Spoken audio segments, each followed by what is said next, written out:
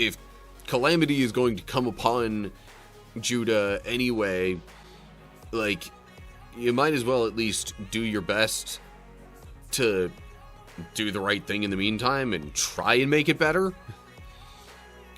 Because otherwise, there's really nothing else you can even try to do to change it or stop it, or... And even if you don't end up stopping it, at least you've made things better in the meantime. So he then reads the whole covenant to the entirety of Judah, essentially. And they all basically renew/recommit themselves to this covenant. How well they actually follow it, we'll have to see. What's up, cool people? My name's Matt. Welcome back to our Bible study. So, 2 Kings 23. So, within the kingdom of Judah, which is the only part of the formerly combined kingdom of Israel that is left, King Josiah is reigning currently. He started off young, but he's a good one. He wanted the temple repaired, described how the money would exchange hands to pay the people that would then put in the effort to fix the temple. In the process of fixing the temple, the high priest finds the scrolls with the law of Moses. And then that gets passed off to some court official who basically goes to the king and is like, okay, high priest says this is what it is, let me read this to you. To which Josiah is like, okay, if this is what we think it is, we are in big trouble, because we have not been following God's commands. And this is saying bad stuff's going to happen for not following God's commands. So, so he's wanting to change things and fix it and repent of what they've been doing wrong. And then he and his officials hear from God, essentially, that, you know, yes, all this bad stuff that's described is going to happen, but since you're trying to do things right, it's not going to happen while King Josiah is alive. So, that leads us into 2 Kings 23 here. So here we go. Then the king summoned all the elders of Judah and Jerusalem. And the king went up to the temple of the Lord with all the people of Judah and Jerusalem, along with the priests and the prophets, all the people from the least to the greatest. There the king read to them the entire book of the covenant that had been found in the Lord's temple. The king took his place of authority beside the pillar and renewed the covenant in the Lord's presence. He pledged to obey the Lord by keeping all his commands, laws, and decrees with all his heart and soul. In this way he confirmed all the terms of the covenant that were written in the scroll, and the people pledged themselves to the covenant. So, you know, we have seen or read about things changing in ways because of people's reactions and responses to hearing whatever they hear from God. And so, that, I mean, look, if calamity is going to come upon Judah anyway, like, you might as well at least do your best to do the right thing in the meantime and try and make it better. Because otherwise, there's really nothing else you can even try to do to change it or stop it, or... And even if you don't end up stopping it, at least you've made things better in the meantime. So yeah, So he then reads the whole covenant to the entirety of Judah, essentially. And they all basically renew / recommit themselves to this covenant. How well they actually follow it, we'll have to see. Verse 4. Then the king instructed Hilkiah the high priest, and the priests of the second rank, and the temple gatekeepers to remove from the Lord's temple all the articles that were used to worship Baal, Asherah, and all the powers of the heavens. The king had all these things burned outside Jerusalem on the terraces of the Kidron Valley, and he carried the ashes away to Bethel. He did away with the idolatrous priests who had been appointed by the previous kings of Judah, for they had offered sacrifices at the pagan shrines throughout Judah and even in the vicinity of Jerusalem.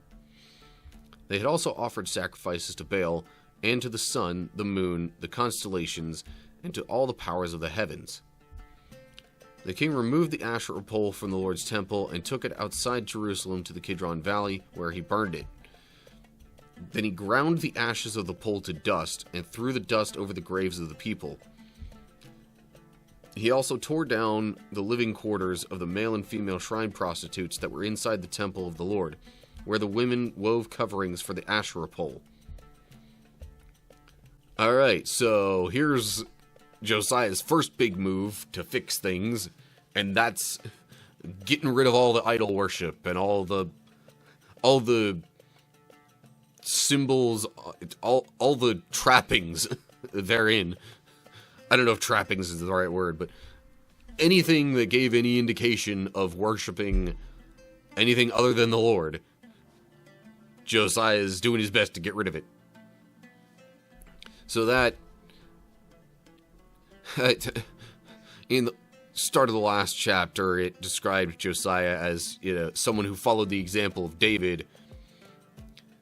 I think pretty much every king that it has described in that way has had this level of commitment to the Lord, where they have, torn down and disposed of any other form of worship of any other idol, god thing. Now, wait.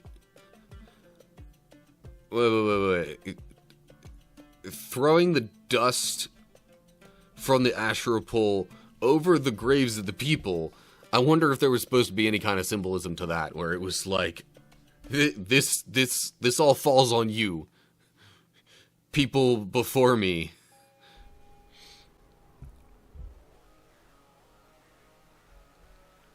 But anyway, not gonna read too much into that.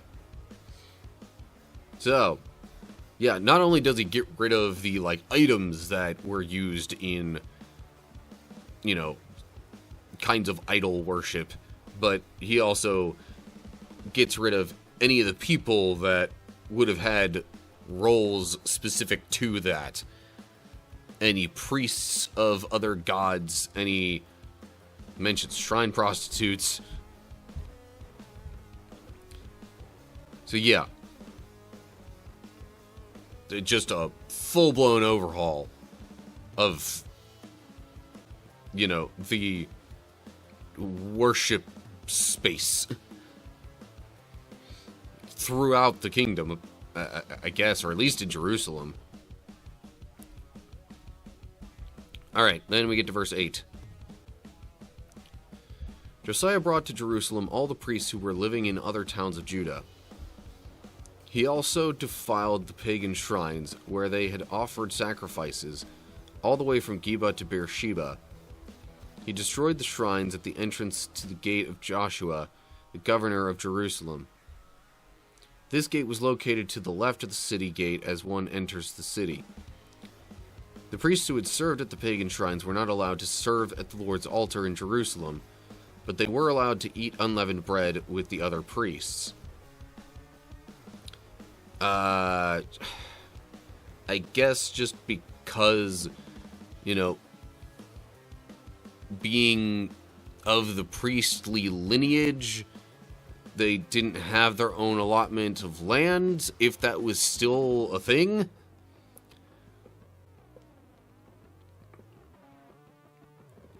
I mean, it seems fair enough that they're not allowed to serve at the Lord's altar.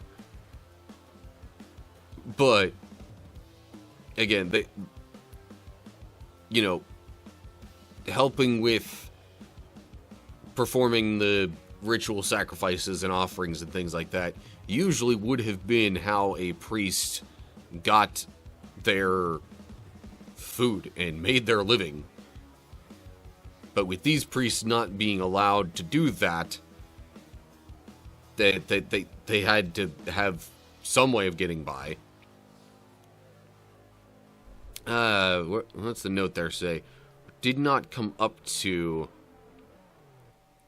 rather than were not allowed to serve at. See, now, using the phrase did not come up to almost makes it sound like it was more their choice.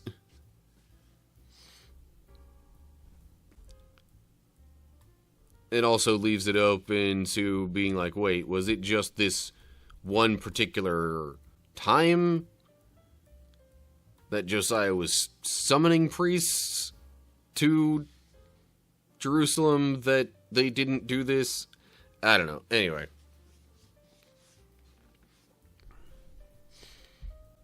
But I guess, you know, overall point of that being, okay, they were not gonna be, you know,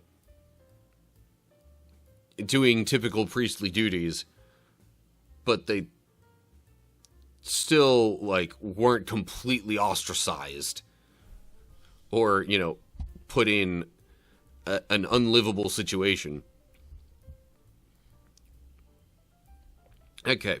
Continuing on with those efforts, in verse 10, then the king defiled the altar of Topheth in the valley of Ben-Hinnom, so no one could ever again use it to sacrifice a son or daughter in the fire as an offering to Molech. He removed from the entrance of the Lord's temple the horse statues that the former kings of Judah had dedicated to the sun. They were near the quarters of Nathan-Melech the eunuch, an officer of the court. The king also burned the chariots dedicated to the sun. So now we've got even more symbols of other idols that are being disposed of. Now, it had mentioned sacrificing, also with a similar note here, where, like, the main body of the text reads, sacrificing a son or daughter in the fire. The note says that it could actually be translated potentially as, you know, making son or daughter pass through the fire. Either way, this was some ritual as an act of worship to Molech, which, actual sacrifice or no, it's a bad thing. Idol worship. Not good in the Lord's eyes. Also, there's a note here. Meaning of the Hebrew is uncertain, related to an officer of the court, or the guy being a eunuch, or I assume that's in relation to this sentence here. But anyway. Alright, moving along. I feel like I'm taking much longer than I need to be describing some of this stuff. Okay, verse 12. Josiah tore down the altars that the kings of Judah had built on the palace roof above the upper room of Ahaz. The king destroyed the altars that Manasseh had built in the two courtyards of the Lord's temple. He smashed them to bits and scattered the pieces in the Kidron Valley. The king also desecrated the pagan shrines east of Jerusalem to the south of the Mount of Corruption, where King Solomon of Israel had built shrines for Ashtoreth, the detestable goddess of the Sidonians, and for Chemosh, the detestable god of the Moabites, and for Molech, the vile god of the Ammonites. He smashed the sacred pillars and cut down the Asherah poles. Then he desecrated these places by scattering human bones over them. The king also tore down the altar at Bethel, the pagan shrine that Jeroboam, son of Nebat, had made when he caused Israel to sin. He burned down the shrine and ground it to dust, and he burned the Asherah pole. Then Josiah turned around and noticed several tombs in the side of the hill. He ordered that the bones be brought out, and he burned them on the altar at Bethel to desecrate it. This happened just as the Lord had promised through the man of God when Jeroboam stood beside the altar at the festival. Huh. Okay, that was a while ago. I honestly can't remember some of the details of what was said there. But lest I interrupt this for too long, let me carry on and at least finish out this couple of verses. Then Josiah turned and looked up at the tomb of the man of God who had predicted these things. "What is that monument over there?" Josiah asked. And the people of the town told him, "It is the tomb of the man of God who came from Judah and predicted the very things that you have just done to the altar at Bethel." Josiah replied, "Leave it alone. Don't disturb his bones." So they did not burn his bones or those of the old prophet from Samaria. Might as well finish this section. Then Josiah demolished all the buildings at the pagan shrines in the towns of Samaria, just as he had done at Bethel. They had been built by the various kings of Israel and had made the Lord very angry. He executed the priests of the pagan shrines on their own altars, and he burned human bones on the altars to desecrate them. Finally, he returned to Jerusalem. Yeah, I would have thought a bunch of these places that it just described him doing these things in would have been essentially the territory of Assyria at this point. But considering what had happened to the Assyrian king a few chapters ago, I think during Hezekiah's reign, maybe Assyria had been significantly weakened at this point. And I don't know. In any case, all sorts of Josiah going all over the place, tearing down these pagan shrines and altars, and even going so far as to, like, burn or otherwise place human bones on them. Now, I feel like there should be some kind of significance to that, but I don't know what it is offhand.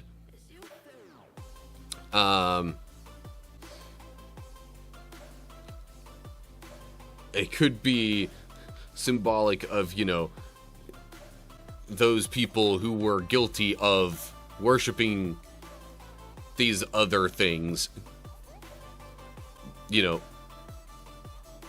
basically almost a captain going down with the ship kind of thing, or like, you know, they're at fault for this, so they get destroyed along with the things that they worshipped. Not totally sure on that. But, so these altars, so I think Manasseh was 2 kings before Josiah,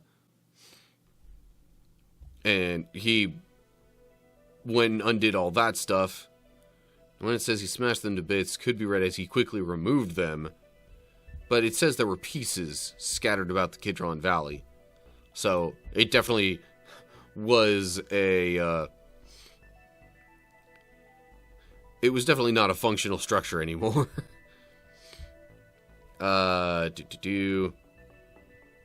Note there, talking about Molech. Hebrew could say Milcom, which might be a variant spelling. Hebrew is a totally different language, especially ancient Hebrew.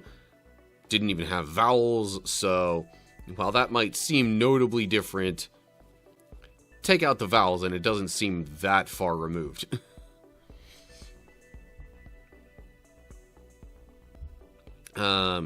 So yeah, he tears down stuff that was dedicated to Ashtoreth, Chemosh, Molech. Got rid of Asherah poles. Got rid of the altar at Bethel that was essentially made after the split of Israel and Judah, so then the kingdom of Israel could have their own place of worship and not have to go to Jerusalem all the time. Yeah. Now, note here when it mentions the man of God who had predicted apparently all the stuff that Josiah did to that pagan shrine that Jeroboam had built. It says in Greek version, Hebrew lacks when Jeroboam stood beside the altar at the festival. Then Josiah turned and looked up at the... Okay.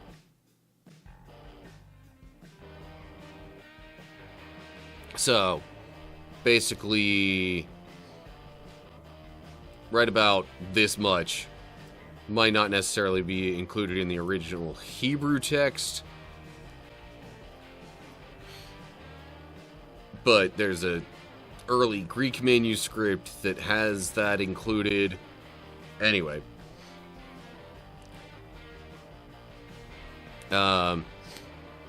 So he leaves the tomb of the man of God who predicted all that stuff, just leaves that alone, because it's like, well, clearly this guy was actually like prophesying God's words. So he's dedicated, he did what was right by the Lord. We'll leave him alone.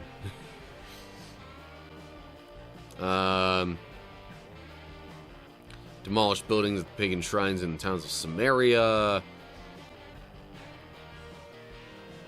As in Greek and Hebrew lacks the Lord. Would it just say made him very angry? Which could imply Josiah rather than the Lord. But the Lord was definitely angry about all that stuff, so it's not wrong in what it's saying. Even if the translation could be a little different. Okay. So after all this tearing down of things, all around, Josiah returns to Jerusalem, and then we get this, in verse 21. King Josiah then issued this order to all the people. You must celebrate the Passover to the Lord your God, as required in this book of the covenant. There had not been a Passover celebration like that since the time when the judges ruled in Israel, nor throughout all the years of the kings of Israel and Judah. But in the 18th year of King Josiah's reign, this Passover was celebrated to the Lord in Jerusalem. Yeah, celebrated to the... I don't know why I thought maybe I had read that wrong at first. So, I'm sorry. There was not a Passover celebration basically from the time of the judges until this point. How many years and kings later? But also, Josiah's working so quickly that within the same year that he, asked for the temple to be fixed, heard the law of the Lord, and decided to rededicate himself and the people to it, he has also gone around and torn all these things down. And within the same year is coming back and saying, hey, we should be celebrating this festival in honor of the Lord and what he did for our ancestors. But, I mean, see, that implies at the very least that, like, even from the time of Solomon's reign until this point, there were no Passover celebrations. Which, that was supposed to be a staple of their culture and their worship. I mentioned Solomon specifically because, like, David was at least alive during part of Samuel's life, and Samuel being the last judge and all that. Because it says, since the time when the judges ruled. So I'm going from, like, the extreme, furthest, like, latest possible ending point of that. And it's still a long time that they went without celebrating Passover. Anyway, okay, on to verse 24. Josiah also got rid of the mediums and psychics, the household gods, the idols, and every other kind of detestable practice, both in Jerusalem and throughout the land of Judah. He did this in obedience to the laws written in the scroll that Hilkiah the priest had found in the Lord's temple. Never before had there been a king like Josiah, who turned to the Lord with all his heart and soul and strength, obeying all the laws of Moses. And there has never been a king like him since. Even so, the Lord was very angry with Judah because of all the wicked things Manasseh had done to provoke him. For the Lord said, I will also banish Judah from my presence, just as I have banished Israel. And I will reject my chosen city of Jerusalem and the temple where my name was to be honored. The rest of the events in Josiah's reign and all his deeds are recorded in the book of the history of the kings of Judah. While Josiah was king, Pharaoh Necho, king of Egypt, went to the Euphrates River to help the king of Assyria. King Josiah and his army marched out to fight him, but King Necho killed him when they met at Megiddo. Josiah's officers took his body back in a chariot from Megiddo to Jerusalem and buried him in his own tomb. Then the people of the land anointed Josiah's son Jehoahaz and made him the next king. So, Josiah has pretty much fixed everything that was going against the Lord. Or at least the vast majority of it. Even getting the people to celebrate Passover once again. Which was something they were supposed to do, but hadn't done in centuries, probably. Now when it says, okay, when it's talking about the idols, the Hebrew term would literally be translated as round things, probably alludes to dung. I've seen that note a few times before. It's, again, pretty much calling these things piles of crap, because they're worthless. They do nothing. So, not only did he get rid of, like, the major, altars and things like that to worship other gods, he also got rid of, like, the, quote-unquote smaller, less significant forms of idol worship. But the Lord's anger didn't necessarily go away, as it says in this section here. It was just, his judgment kind of got pushed back a bit, thanks to Josiah.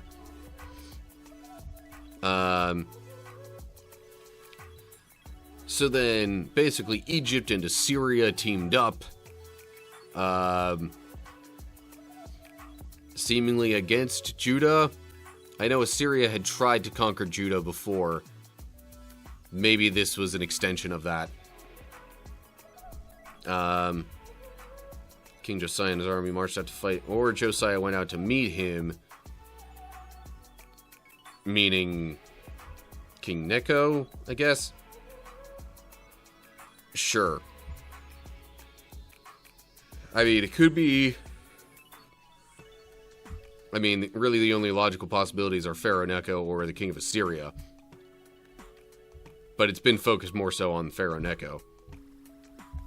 Okay, anyway, so Josiah dies, gets taken back to Jerusalem to be buried, and then we get to his son in verse 31. Jehoahaz was 23 years old when he became king, and he reigned in Jerusalem 3 months.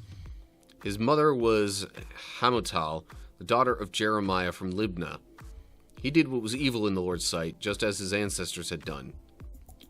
Pharaoh Necho put Jehoahaz in prison at Riblah in the land of Hamath to prevent him from ruling in Jerusalem. He also demanded that Judah pay 7,500 pounds of silver and 75 pounds of gold as tribute. So, Jehoahaz's short reign as king wasn't necessarily because he died. He got taken away as a prisoner.